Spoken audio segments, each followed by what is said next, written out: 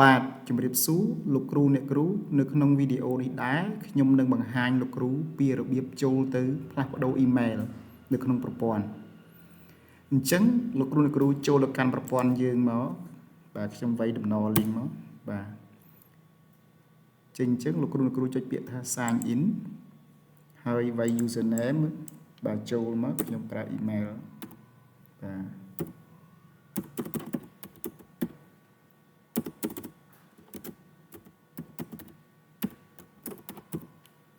បាទpassword ខ្ញុំវាយចូលមកបាទ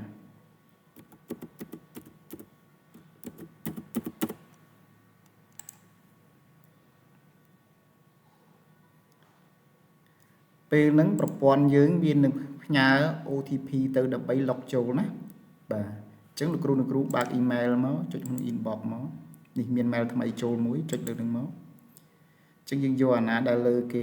អាណាដែលទៅផ្ញើនេះអានេះទៅផ្ញើថ្មីព្រោះផ្ញើច្រើនដងយកអាពណ៌ខ្មៅដិតនេះគឺបានន័យថាអត់តាន់បានរីកទេណា copy វាមក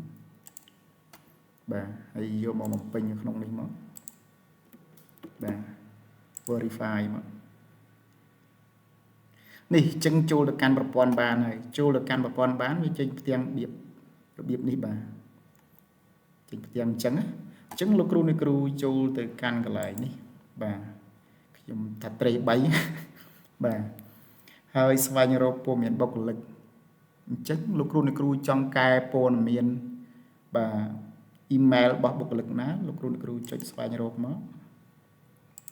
ហើយលោកគ្រូអ្នកគ្រូវាយអត្តលេខមន្ត្រីចូលនេះជ្រើសរើសអត្តលេខមន្ត្រីវាយចូលកន្លែងនេះមក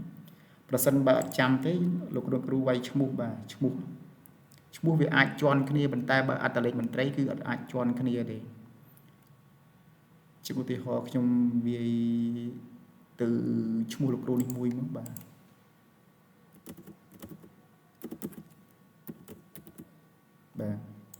ហើយខ្ញុំស្វែងរកនេះគ្រូអ្នកគ្រូចុចកន្លែងនេះ